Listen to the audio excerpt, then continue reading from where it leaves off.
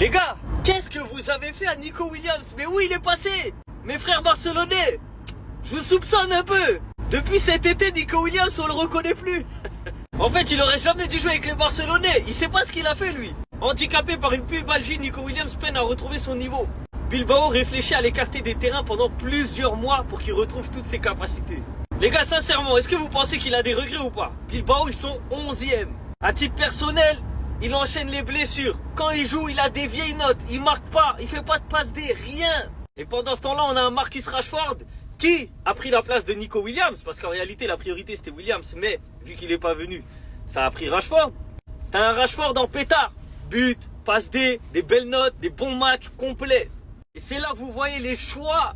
Les choix de carrière, c'est important, les gars. Il faut être bien entouré pour bien faire ses choix. Parce que croyez-moi, Nico Williams, c'est sûr, il regrette, mais il aimerait trop revenir 6 mois en arrière. Il aurait pas fait 15 000 vidéos capuchées pour Bilbao, tout ça. Il aurait pris son billet d'avion direction Barcelone, tout droit. Mais les supporters barcelonais, quand même, laissez-le tranquille. Parce que, vas-y, ça y est, il a compris la leçon, je pense. Arrêtez de le, hein. Laissez-le se relever quand même. Il y a la Coupe du Monde. On aimerait bien le voir avec l'équipe d'Espagne. Je dis les gars, comment vous trouvez Ferran Torres actuellement? Vous trouvez Ferran joue bien ou il joue pas bien? Parce que 2 temps là, Ferran, 2 temps là, faut pas debout par la bande nous deux. Il fait comme si elle te voit pas. Mais tu es en train d'abuser là. Parce que les gens disent, laisse Ferran, il va s'améliorer. Depuis il était laissé là. À un moment tu as commencé à bien jouer, mais aller là, c'est pas bon. Tu dis, tu t'appelles le requin. Un requin, normalement, il fait mal. Le requin est dangereux. Mais actuellement là, tu es devenu poisson-chat. Tu es devenu sardine. Tu es devenu... il n'est pas parlé 2 fois. Hein. Il n'est pas parlé 2 fois. Tu me connais, cher ami. Tu fais comme ça, on ne se connaît pas. Il faut jouer ton ballon. Le Déco, ce tocard là, il dit le Barça n'a pas besoin de 9. Qu'est-ce que si Lewandowski s'en va? C'est toi qui seras notre 9. Mais toi, le 9, tu fais le connerie. Ferran, je n'aime pas ça. Je n'aime pas ça. Toi et puis Koundé là, je ne sais pas ce que vous avez actuellement. Mais ne me poussez pas à bout. Il n'est pas parlé 2 fois. Hein. C'est le dernier avertissement ici venu te donner comme ça. Les gars, comment vous trouvez Ferran Torres même? Il est comment? Parce que, Ferran. Contre Liverpool, est-ce que vous repartez sur le même 11 qu'on a eu face au FC Barcelone? Ou alors est-ce que vous faites du changement? Moi, je trouve personnellement, les gars, ce 11, bon, on inverse Mbappé et Vinicius de sens, bien sûr. Güler et Bellingham peuvent bouger. Hein, ça peut être Bellingham en 10, Güler en 8 et inversement. Mais moi, je trouve que ce 11, les gars, il convient particulièrement bien. Après, peut-être que on va avoir Trent Alexander-Arnold à droite, à la place de Fede Valverde et Valverde à la place de Camavinga. Moi, en tout cas, j'espère pas, parce que Valverde, je trouve qu'il fait très très bien le travail. Et c'est peut-être même le meilleur latéral droit qu'on a dans l'effectif actuellement, étant donné que Trent a du mal à s'intégrer. Le gardien, la défense, ça bouge pas. Carreras, ça bouge pas. Et je pense qu'il ne va pas faire une attaque à 3 et qu'on n'aura pas de Mastantuono à droite et de Camavinga sur le banc. Parce que les gars, faut être honnête, Mastantuono, son dernier match est pas top. Est-ce qu'il mérite d'être titulaire à Anfield? En tout cas, s'il l'est, il y a quelque chose de bizarre derrière ça. Mais s'il l'est pas, ça ne m'étonne pas du tout. Moi, la seule vraie question que je me pose, c'est est-ce que Camavinga sera titulaire ou est-ce que ce sera Valverde à la place de Camavinga et Trent Alexander-Arnold à la place de Valverde? Pour moi, c'est la seule question parce que franchement, ce 4-4-2 en losange, il a fait ses preuves face au FC Barcelone. Je pense qu'il peut le faire en Ligue des Champions face à Liverpool. Est-ce que vous vous rendez compte de ce que Eric Garcia est en train de faire au Barça?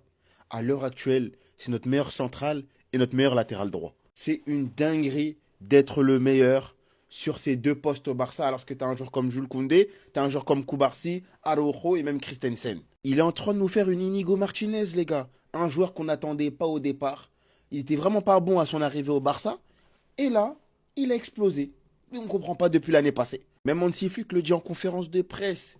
Eric Garcia, c'est un joueur qui a une concentration extrême, que ce soit dans l'alignement, sur le couloir droit. Il arrive à dédoubler avec Lamine Yamal. Quelque chose que Jules Koundé ne fait plus. Croyez-moi qu'à l'heure actuelle, si on avait 2 Eric Garcia, nos problèmes défensifs, déjà, ils seront moins problématiques. Maintenant, les gars, il faut prendre une décision. Qu'est-ce qu'on fait d'Eric Garcia? On le laisse définitivement au poste de central. C'est une doublure à la fois pour Koundé, pour Koubarsi, Araujo. Ou est-ce qu'on met Jules dans l'axe et on le bascule à droite? Parce que ça doit devenir un titulaire indiscutable. Hein. Donc il faut lui trouver son poste où il ne bougera plus. Et moi, je pense qu'à l'heure actuelle, en centrale... on dirait bien que c'est plus de sérénité. Qu'est-ce que vous en pensez, les gars?